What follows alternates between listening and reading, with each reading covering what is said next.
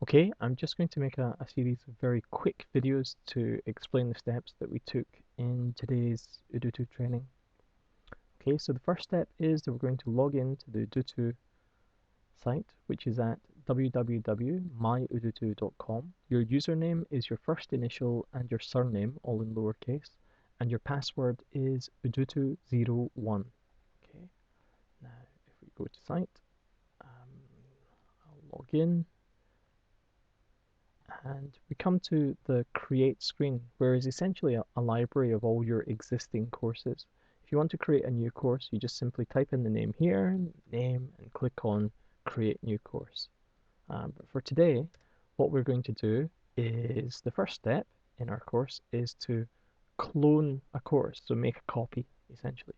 We're going to make a copy of the course itself and its associated theme, and that's just to allow us to play around with it today, so don't make any permanent changes to a course. So in this list of courses, they're not alphabetical, they're chronological. The last one you create here on my screen is the Udutu training course. It may not be the last one on your screen at the moment. You can see that there's options to author, preview, distribute, delete, or copy. So what we're going to do is click on copy. Okay, so here we are. It's created a copy of the course, and it says it's a copy of Udutu training course. And here's the course name. I might change that to, there we go, Kenji's copy of the Udutu training course. Just to distinguish it, because we'll be creating several copies of the same course today.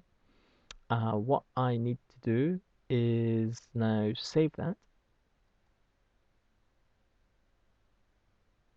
which is fine. Well, one thing that you might want to change is the SCORM extraction option. This just means that when you come to extract your course to send it to the VLE, you've got two possible settings to make it a SCORM 2004 compliant course or a SCORM 1.2 compliant course. You want to select SCORM 1.2 simply because Moodle 1.9 is only really compatible with SCORM 1.2. Okay, the next step is we're going to have to go to the Administration tab up at the top here. I'm just going to open it up in a new tab. Comes to the membership screen initially.